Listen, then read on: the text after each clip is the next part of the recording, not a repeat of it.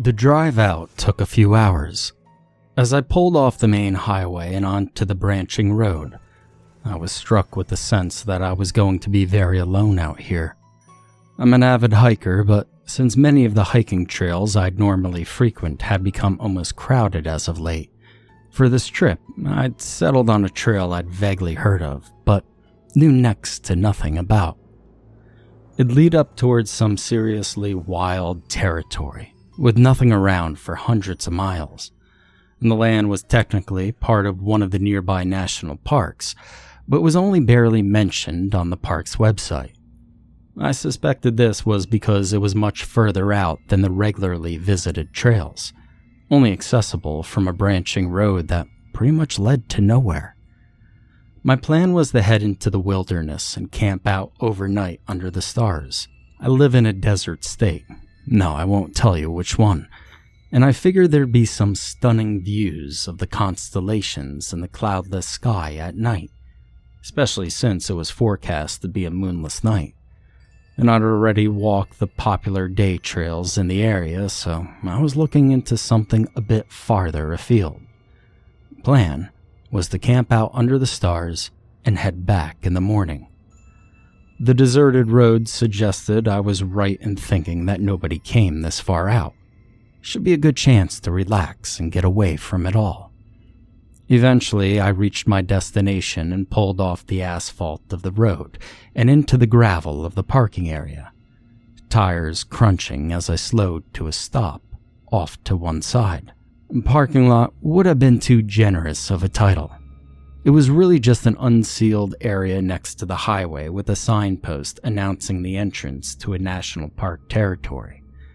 The area was almost empty, only a single car parked. I got out, stretched, looking around and spotted the low sign that marked the trailhead, and as I did, I took a second glance at the other parked car. Now it looked like it had been there for an age. All 4 tires were flat, although they didn't look to be punctured. Every surface was dusty. I looked back at my car, which was lightly coated from the drive-in, but this was well and truly caked on. There were no broken windows, and it didn't look like it had been stolen and dumped. It didn't look damaged at all. Must have been here for a while, I thought to myself, wondering why no one from the park service had towed it away by now. I made a mental note to call them when I got home. I opened the door to my back seat and got out my pack, hat, and rifle. I thought hard about whether to bring the rifle. It was extra weight after all, and odds were I wouldn't need it. But the last time I'd been hiking overnight, I'd had a far too close encounter with a coyote that left me wishing I'd something more than rocks to protect myself with. I figured since it was only a small .22 caliber, it wouldn't be too heavy, and I'd packed it into the light soft case that fit alongside my pack. I reached into my pack for my sunscreen and slathered some on my arms and neck before turning off my phone. Called my sister before I left town to let her know my plans. I stowed away my keys and I shouldered my things, and I set off up the trailhead. Now I'd gone no more than a couple of 100 yards when I slowed to a stop, nose in the air. There was the slightest breeze, but with it came the hint of something behind it. I winced as the warm air hit my face because the smell that wafted towards me was terrible. It smelled like something died. The breeze died down and the smell went with it. I started picking up the pace.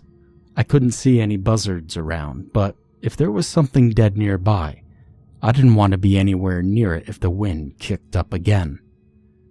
The hike in was uneventful. I won't bore you with all the details, but it was great terrain, a clear and easy trail through the desert shrubland. Some hours in, I was breathing hard as I reached a slightly hillier bit of the trail.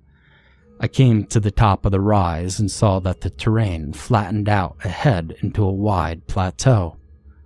Looking at the sun, I saw it was mid-afternoon, and I decided this was as good a place as any to set up camp for the night. I walked another few minutes before stepping off the trail, spotting a nice flat bit of land where the brush had been cleared away. There were remnants of a campfire in the center, just a few bits of charcoal and some scorched ground. I nodded to myself, taking off my pack and rifle case and placing them on the ground near the old campfire. Spent about an hour bringing in firewood and another half hour breaking it all up into manageable pieces. There was plenty around, lots of low, dead bushes and shrubs around the place. I wanted enough wood for the fire to last easily through the night. The sun was just starting to go down, and it was beginning to get a bit chilly. I stood back, I looked at my woodpile. Hell, it was quite impressive. Probably way more than I'd actually need, but better be safe than sorry. The last rays of daylight were peeking over the horizon as I lit the fire, building it up until it was crackling away merrily. I ate a couple of power bars I'd packed as a cold dinner, swigged some water, and sat on the ground looking up at the stars coming out, just feeling very peaceful. But that feeling didn't last very long. I heard the wind pick up before I felt it, the whistling between the rocks and shrubs, seeming to whirl around, passing me and then doubling back before arriving. It brought a warmth with it that was odd for the desert at night. And that wasn't the only thing that it brought, though. I sniffed as the breeze kicked up the flames in my little campfire and screwed up my face. That stench I'd smelled earlier came with it, hot and rotten, like roadkill baking under the sun.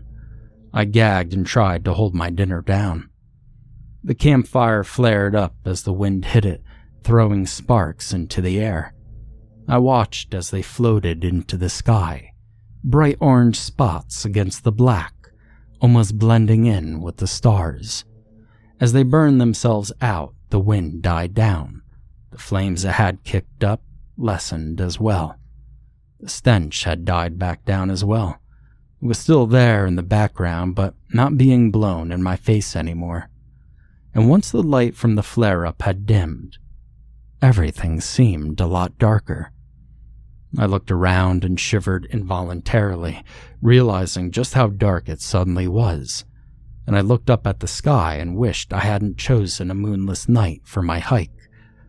Looked back towards the fire, and then I stopped dead.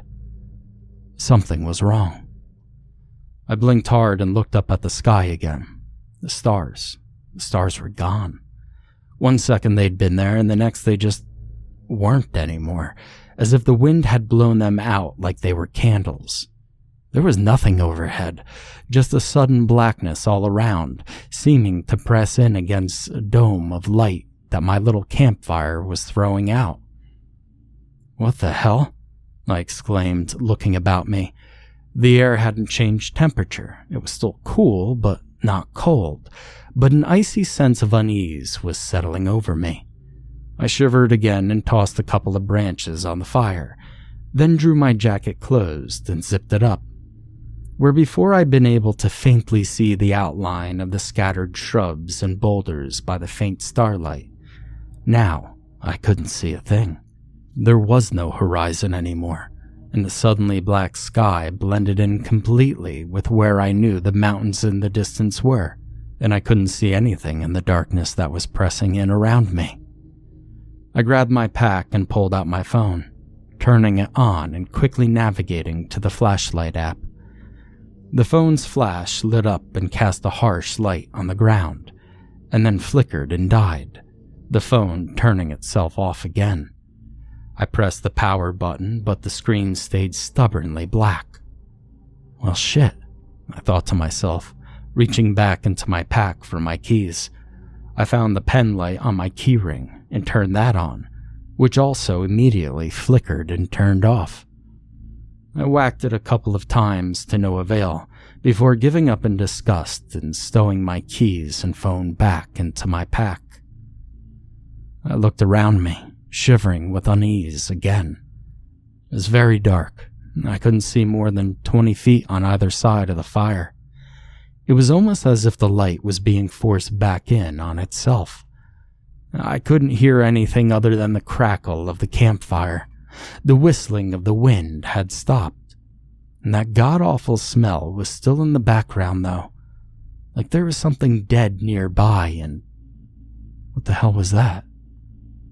I heard a noise, like someone clearing their throat, a thick, wet... My stomach dropped, my breath catching in my throat for a second. I wasn't alone out here. Looking in the direction the noise had come from, I saw a small flash in the darkness, and then another. A tingle ran up the back of my neck as I realized there was something out there, sitting just outside the reach of the light from the campfire, watching me. Now, my sister has a little dog, and I remember staying with her once, and it looking at me from a dark room down the hall while I was in the brightly lit lounge. I couldn't see it, but I knew it was there from the way the light bounced off its eyes. Dim yellowy pinpricks in the darkness, about a foot off the ground. What I saw was like that, only instead of the eyes in the dark being knee-height like my sister's dog, these were a good 6 feet off the ground. Too tall to be a Kaeo or even a mountain lion, I thought to myself almost absently, trying to control the fear that was bubbling up inside me. "Yeah, why don't you get out of here?" I yelled, standing and waving my arms in the air. But it didn't leave. Instead, the eyes came down a couple of feet, like the thing had lowered its head. I slowly moved to put the campfire between me and it moved to turn. I kept moving around the fire, and it kept moving too. I stopped and stared at it, and it stopped and stared right back. Something else was strange too. My feet had crunched the gravel as I turned to face it as it circled, but it made no sound at all as it moved. The darkness hid all but the barest outline, and even that was fuzzy at best. Apart from what I assumed were eyes, all I could see was a slightly darker spot in the blackness. Crouching, I picked up a rock and I chucked it in the direction of the eye flashes. The rock sailed through the air and I lost sight of it in the darkness, but I swear my aim was dead on. It didn't hit anything though. I just heard a crunch as the rock fell to the gravel and tumbled away. The flashes in the darkness bobbed up and down slightly. Whatever it wasn't afraid of me, and it seemed to be moving closer. Slowly, very slowly, I reached for the rifle case, unzipping it and taking out my little .22. I pulled the bolt up and back, and then forward and down again, chambering around. As I did, the thing moved again, the eyes coming back and slightly lower, as if it was coiling back on itself, like a cat ready to pounce. I moved my thumb to disengage the safety, pulling the stock slightly into my shoulder and aiming for where I guessed the thing's center mass would be, a bit more than a foot below where the glint of the eyes were. "Don't you make me use this," I yelled at it again. "Just go away." And I heard a wet sound, like a growl from a dog crunching food in its mouth, and I squeezed the trigger. Crack! The sound from my little rifle seemed deafeningly loud, splitting the quiet of the night like lightning splits the sky. I lowered it slightly, peering over the barrel towards the thing. It hadn't moved at all after coiling back. It'd stay right there, ready to pounce. But there was no way I'd missed it, not at this range. I worked the bolt back again, and I frantically thought to myself, get another round and re-aim, squeeze the trigger, crack, work the bolt again, aim, squeeze the trigger, crack, and again, and again, and again. Click. The hammer came down on an empty chamber. My ammunition was spent. I'd only packed the single 5-round magazine, and I had nothing to reload with. I hadn't counted on needing any more than that. The thing shifted slightly, growling again as it moved, and the flash from its eyes in the firelight disappeared, and I lost sight of its outline. I lowered my rifle with shaking hands, switching my grip to clutch the still warm barrel like a club, ready to swing the stock into whatever that thing was. And then something solid hit me in the back, and I screamed as I spun around on the spot, swinging the rifle like a bat. It whooshed through the air, hitting nothing. I took a step back, breathing hard as I saw that familiar glint in the dark, just beyond the border of where the light from the fire showed. It'd gotten behind me in seconds, and I hadn't heard it move at all. But what had hit me, if it hadn't come into the light? I looked down, and laying at my feet was a single hiking boot. I glanced back up towards the thing. It still hadn't moved. It was just there, watching me. I looked back at the boot, which wasn't in the best shape. The fabric was torn, and it was caked with reddish-brown mud. Hang on, I thought, stooping to pick it up. I shifted it closer to the fire for a closer look. Blood. The boot was completely caked in dried blood. My head swam and a fire tore through my nerves, the back of my neck prickling madly and my skin turning to goose flesh. I found myself on one knee, breathing heavily as I mumbled, "Oh shit." I looked back up towards the thing, which still hadn't moved. I stood and screamed at it, "What do you want with me?" But it didn't answer, and I dropped the boot. I jumped as there was a small pop from one of the branches in the fire, but was suddenly struck by an idea. I moved closer to the fire and spotted a branch that had one end alight. I pulled it from the blaze and turned to face the thing. It growled again as I held up the branch, which rose to more of a snarl as I threw it towards it. The blazing stick lit up the night as it tumbled through the air towards the thing, and a horrified thrill ran up my spine as I caught a better glimpse of the outline of it, just for a second before it scuttled away from the light. It was huge, big as a bear but without any of the mass, lean as opposed to bulky. It was dark, too, so dark that it seemed to flow and blend into the gloom behind it. It had 4 long legs attached to an almost stumpy torso, but it hadn't used all 4 when it moved. It used the front ones. Arms, perhaps? Anyway, it used it to push itself upright onto the back legs, and then danced madly away on those, while its whole body and arms jerked from side to side. And my God, it was so tall. Maybe 8 feet in height when moving on its back legs, and it never seemed to get fully upright. The things that glinted in the firelight did seem to be its eyes, and the split-second glimpse of its face I caught was enough to make me take a step back in horror. It looked almost human, but deathly wrong. Like if you took a person's face and stretched it forward so it was long like a horse's head. The mouth, though, it wasn't small like a horse's. It stretched all the way back to where the face met the rest of the skull. The mouth was stuffed full of far too many rotting-looking teeth, stained red in places, and I think my legs gave away then. I found myself sitting on the ground, hugging my knees and rocking back and forth. What in the hell was that thing? And what did it want with me? And the blood-stained boot didn't exactly fill me with the hope that it was friendly. I used the shaking hand to grab some more sticks out of my woodpile and to feed the campfire. Whatever that thing was, it hadn't come into the light, and it moved away when the fire came near it. I gave a silent thanks to whatever urge had made me drag in as much wood as I had.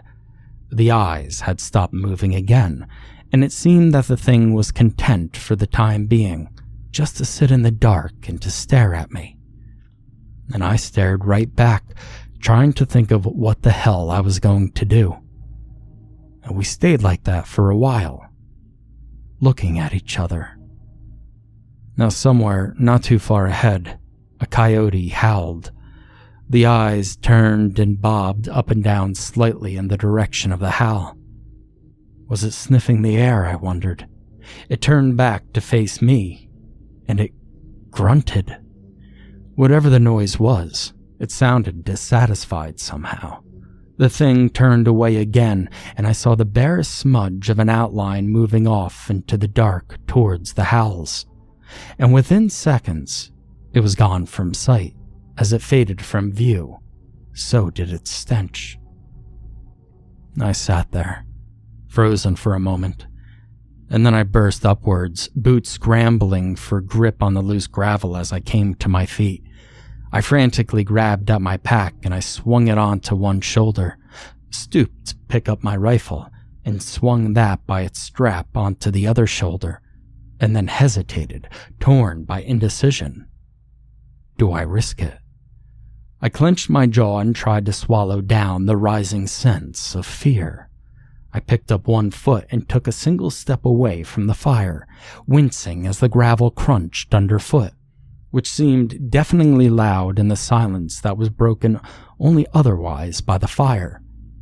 I peered around, muscles tensing with anticipation, but no sign of the thing. I took another step. The gravel crunched again. Still no sign of it. I relaxed ever so slightly, took a deep breath and started briskly walking towards the trail. Once I hit it, I could turn right, and I was confident enough I could follow it back to the parking lot, even in the dark. Now I'd taken no more than a half a dozen hurried steps when I stopped dead, frozen in place. I could smell it again, the reek bringing the bile up into my throat. Heart racing, I turned my head slightly to the left and saw the glint in the dark. The light from the fire had dimmed as I moved away from it, but I was still just close enough for me to see that familiar reflection of the flames in its eyes again. And a rumble came out of the darkness. I slid my front foot backwards, slowly moving back towards the fire, never taking my eyes off where it seemed to be in the dark. I reached the fireside and I slid my pack and rifle off my shoulders, laying them on the ground and sitting next to him. As I did, I heard the coyote howl again. The thing seemed to grunt, and then it faded off into the darkness as it turned away from me. What the hell was I going to do? It was like the thing was playing with me, but I wasn't going to risk making a run for it again. No way did I want it to catch me in the dark. The darkness had seemed to kill my phone and flashlight when it settled in, and any flaming torch from the fire I took would burn out well before I made it back to the car. I still had my lighter, but there is no way that'd make enough of a difference to keep it away. The coyote began to howl once again, but the howl cut off quickly, turning into a snarl. I listened closely as the snarls became pained and then desperate yelps, and I held my breath as they got cut off, replaced by the sounds of something snapping, crunching, and splattering. I breathed deeply, listening as I tried to slow my hammering heart down. Once again, all I could hear was the crackling of the fire. I shut my eyes, I listened harder, and I shrieked as something hit the ground next to me, scrambling backwards on my butt away from it, waiting for it to leap up and grab me. I'd gotten a few yards away when I stopped scrambling, and I just sat there hyperventilating, staring at the ruined pile of gray fur and red gore that lay in front of me. It was the coyote, or what was left of the coyote. It was a mess. It looked like every bone in its body had been pulverized, and its front legs were completely missing, but raggedly missing, like they'd been torn away rather than cleanly cut or bitten off. But worst of all, its head was facing the wrong way, twisted around until it was entirely backwards. Blood seeped from the open mouth, collecting into drops that hit the dusty gravel with a soft splat. I shuddered and hugged my knees tight, rocking back and forth slightly. This must have been the coyote I'd heard howl earlier, the one the thing went after that. Oh shit. I stood there. Where was it now? I circled on the spot, looking out into the dark. There, on the other side of the fire, just beyond the border where the light ended, that familiar reflective yellow double flash. It was still watching me. I walked to the dead coyote, grabbed it by its still warm tail, and swung it around, casting it away from the fire towards the thing. It flumped to the ground not too far away from where the light ended, and it didn't move. I fought to get my breathing under control, kicking dust over the small patch of blood that had pooled where the coyote lay. I then looked at my hands, and they were sticky with blood too. I grabbed my water and rinsed the worst of it off, wiping my hands on my pants to dry them. And then I heard another grunt, and turned to see one long, impossibly thin limb reaching in from the shadows to grab the dead coyote by the tail, slowly dragging it out of sight. It was hard to see any detail. It was almost as if it was radiating the darkness out from itself, but I could see that it seemed to end in a hand that again looked human, but wrong. The fingers were way too long, and they were jointed in too many places. It looked like someone reaching out with a collection of spider legs on the end of a stick. It made a pained sort of sound while it was doing it. Maybe the light heard it, but the coyote disappeared from view, leaving bloody drag marks in the dust, and I heard a horrific ripping and squelching sound. I guess the thing was tearing it apart and eating it. The eating noises eventually stopped, and the thing grunted, but it sounded unsatisfied somehow, and it went back to staring at me. Whatever this thing was, it wanted me, not just the coyote. I picked up some more branches and built up the fire, then sat down and stared at the reflective eyes in the dark. Now I don't know how long I sat like that for, but it must have been hours. I built up the fire a couple more times and went back to staring at the thing. It would grunt or howl every now and again, but then it would just shut up for the time being. It seemed satisfied just to sit and stare. And eventually I found my blinks getting longer. Each time it was harder to open my eyes again. I was so tired. The adrenaline spike had long since worn off and I felt wiped out. Just a second. I'll just close my eyes for a second, I thought to myself as my head began to nod forward. I jerked bolt upright and wide awake as I heard a wet, throaty from behind me. I'd fallen asleep. The fire had burned down low and was mostly just embers, only emitting a faint glow just enough for me to see that the thing had crept much closer as the light had diminished.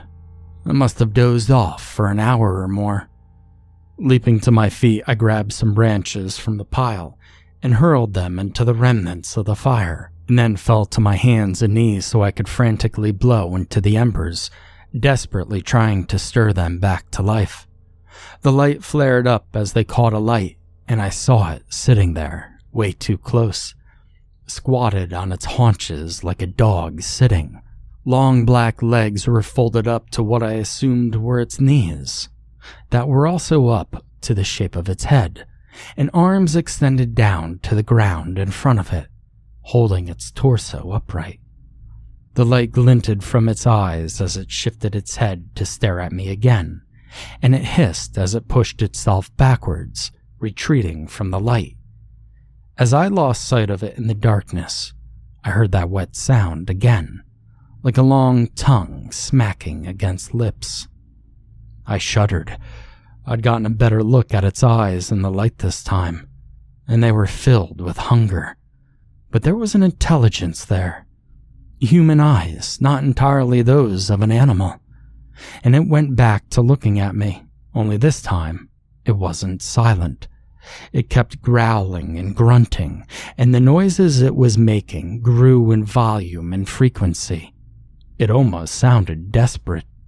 It circled the fire, eyes disappearing from view and then reappearing elsewhere where it'd growl from the dark.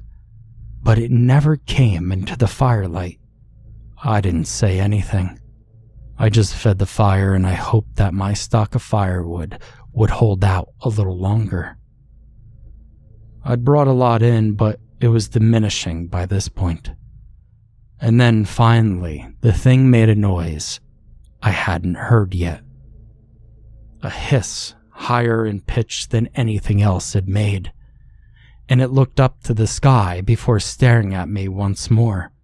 It made a disgruntled sort of noise and then turned away. I heard the wind kick up and I could smell the thing's stench again. And then all of a sudden, it was just gone. As the thing left, the smell and the suffocating darkness went with it, and I realized that I could see clearly around me again. The sky had that deep dark blue hue you see before sunrise, and I could see a few pinpricks of light that could only have been stars. It got progressively lighter and lighter until there, the sun peeked up over the horizon, and I'd never been as happy to see the light of day as I was now. I waited another hour and a half until the sun was well in the sky and things were starting to heat up before I dared to make a move. I picked up my things and I got the hell out of there, shuddering as I passed the remnants of the coyote. Just a bloody patch of gray fur and shattered bones. Then I jogged the whole time, never pausing, never stopping, and never looking behind me. Every time I slowed, I'd hear the wind whistle again, and I'd catch a whiff of something foul, so I'd pick up the pace again. Hours later, I was just about ready to drop, when there, the start of the trail.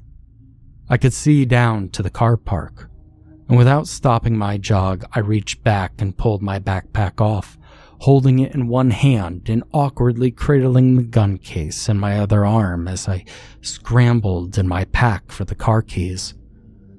I almost tripped as the hard trail gave way to the gravel of the car park, but managed to keep my footing as I scrambled towards the car.